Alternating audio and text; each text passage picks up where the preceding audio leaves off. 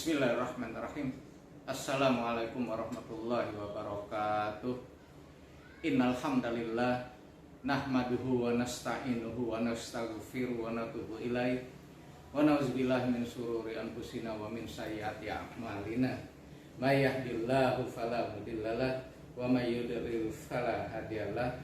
Asyhadu an la ilaha illallah wahdahu la syarikalah wa asyhadu anna Muhammadan abduhu wa rasuluhu la nabiyya ba'dah. Allahumma sholli wa sallim wa barik ala nabiyyina wa rasulina Muhammadin sallallahu alaihi wasallam wa ala alihi wa sahbihi ajma'in. Auzubillahi minasyaitonir rajim. Bismillahirrahmanirrahim.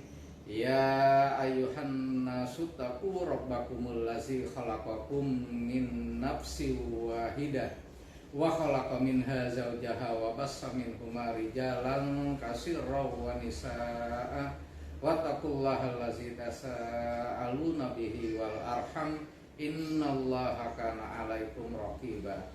Wa qala aidan ya ayyuhallazina amanu taqullaha haqqa tuqatih wa la tamutunna illa wa antum muslimun. Yang saya hormati, semoga dimuliakan Allah Subhanahu wa ta'ala dan diangkat derajatnya para kiai, para ustadz dan ustazah, serta tokoh masyarakat, aparatur pemerintah, dan wabil khusus pengurus DKM Nurul Hidayah Lesung Batu. Mudah-mudahan kita semua oleh Allah senantiasa diberikan kesehatan dan tetap istiqomah melaksanakan segala perintah Allah dan menjauhi segala larangannya.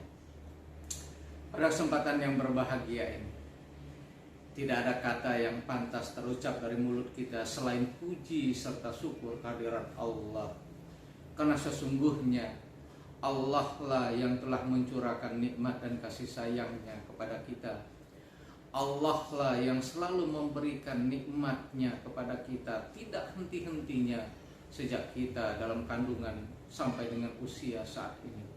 Andai saja kita mencoba menghitung betapa besar nikmat yang Allah berikan kepada kita, niscaya kita tidak akan mampu menghitungnya. Oleh sebab itu, sombong, congkak dan tidak tahu diri apabila manusia tidak bersyukur kepada Allah. Selawat serta salam terhatur pada junjungan kita Nabi besar Muhammad sallallahu alaihi wasallam serta para keluarganya, sahabatnya, hingga kita semua selaku penerus risalahnya.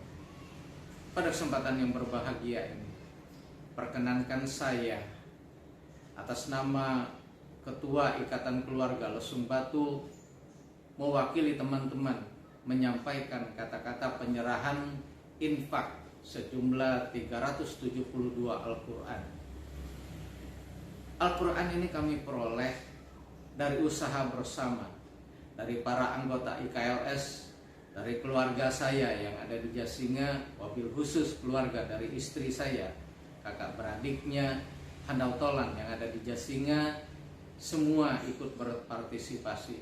Ini semata-mata kami lakukan, tidak lain tidak bukan semata-mata mengharapkan ridho Allah. Semata-mata ini adalah kecintaan kami kepada dusun kami tercinta, kepada desa kami tercinta, tempat kami dibesarkan. Oleh sebab itu, pada kesempatan yang berbahagia ini saya berpesan beramanah kepada para kiai, ustadz dan ustazah. Al-Quran ini setelah dibagikan oleh pengurus DKM kepada kiai, kepada ustadz dan kepada ustazah, supaya langsung dibagikan juga kepada anak-anak, langsung didistribusikan kepada anak-anak. Anak-anak yang mana? Anak-anak yang sudah didata oleh kita itu, baik anak-anak ini yang sudah membaca Al-Quran besar, memang itu untuknya, maupun anak-anak yang masih ikro. Ketika dia terdata, ketika dia sudah terdaftar, bagikan kepada anak-anak. Mudah-mudahan ini memicu, memberikan semangat kepada mereka supaya mereka lebih giat ngaji dan pindah ke Al-Quran besar.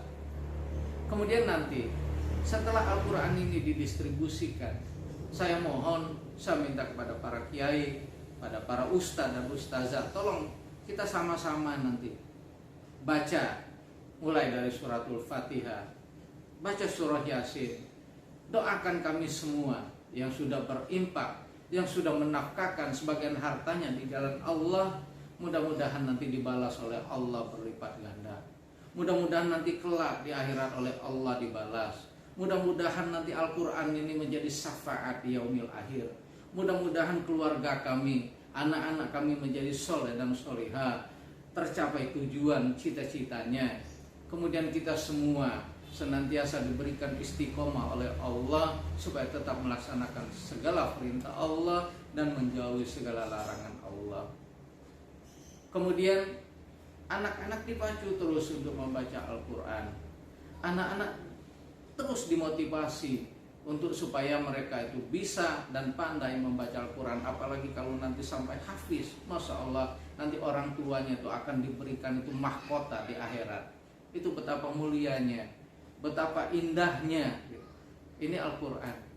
Oleh sebab itu, kepada para kiai, ustaz, ustazah, jangan mengeluh, jangan merasa bosan, karena sesungguhnya di dunia ini pekerjaan yang terbaik tidak ada yang lebih baik daripada mengajarkan Al-Quran.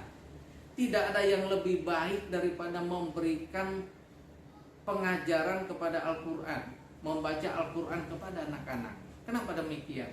Karena setiap huruf demi huruf yang dibaca, kata demi kata yang dibaca, ayat demi ayat yang dibaca, surat demi surat yang dibaca, itu ibadahnya itu berlipat. Ibadah bagi kita, ibadah bagi anak-anak. Anak-anak itu membaca juga nanti ibadahnya juga kembali ke kita karena kita mengajarkannya. Kemudian kelak anak-anak ini tumbuh menjadi dewasa, dia mengajarkan lagi kepada orang lain.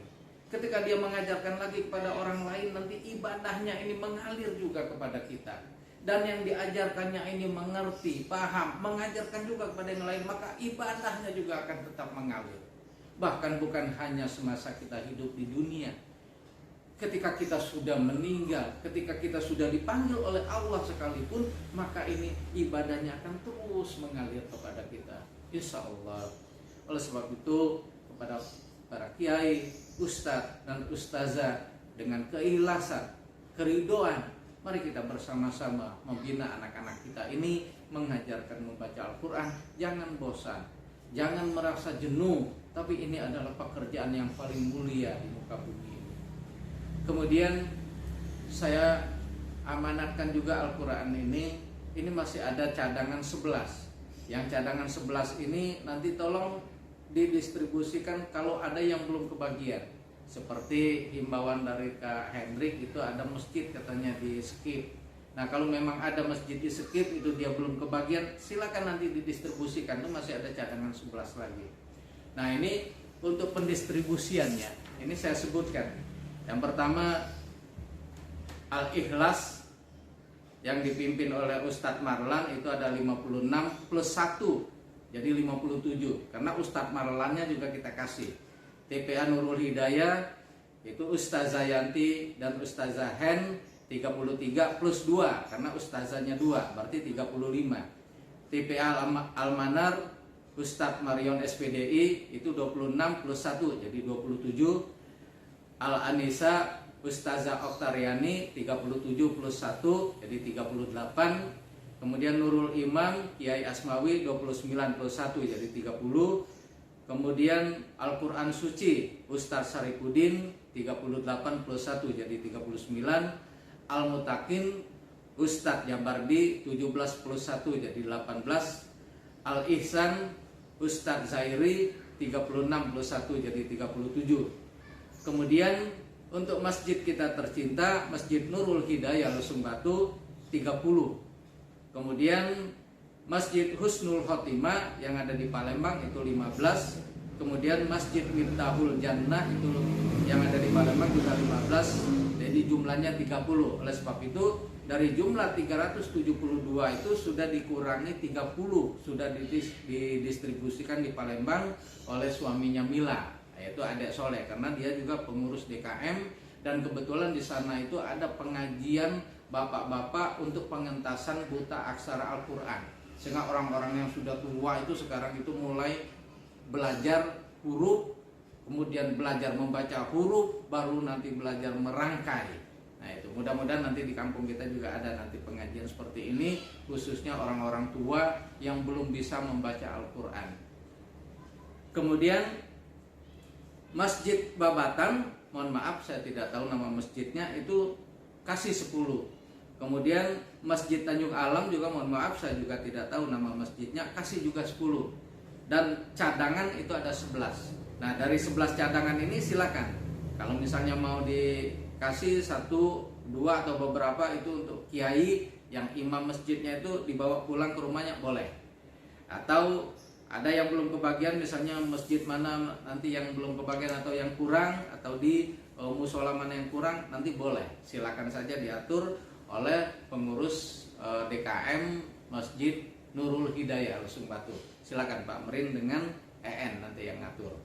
Nah, bahkan nanti kalaupun misalnya ada yang mau dibawa pulang juga buat Pak Merin, misalnya 1 buat disimpan di rumahnya, atau buat EN juga nanti buat disimpan di rumahnya 1 boleh, ya.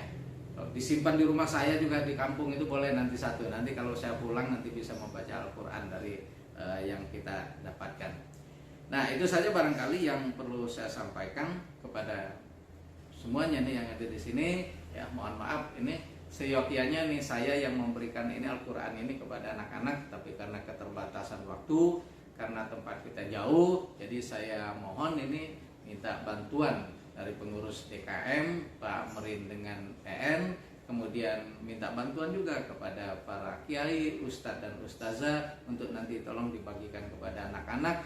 Kemudian setelah dibagikan Al-Quran ini harus langsung dipakai, tidak boleh disimpan, tidak boleh disayang-sayang. Kalau kita sayang dengan Al-Quran bukan disimpan, tapi kalau kita sayang dengan Al-Quran dibaca tiap hari.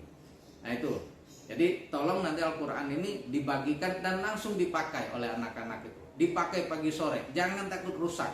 Karena sesungguhnya Al-Quran itu akan lebih baik kepada Al-Quran itu ya apabila Al-Quran itu selalu dibuka dan dibaca. Apalagi kalau dibacanya itu pagi dan sore. Itu saja barangkali yang saya sampaikan. Mohon maaf karena kita hanya dapat bersilaturahmi dari jarak jauh. Mudah-mudahan nanti kita dapat bersilaturahmi, bertatap muka, nanti kita dapat ngobrol bersama, dapat sharing, dan insya Allah mudah-mudahan kita berdoa kepada Allah, mudah-mudahan nanti Allah juga menyatukan kita, mengumpulkan kita, bukan hanya nanti bersilaturahmi bertatap muka di dunia, tapi kelak mudah-mudahan Allah mengumpulkan di surganya. Amin ya rabbal alamin. Hadanallahu wa yakum ajmain. Wassalamualaikum warahmatullahi wabarakatuh.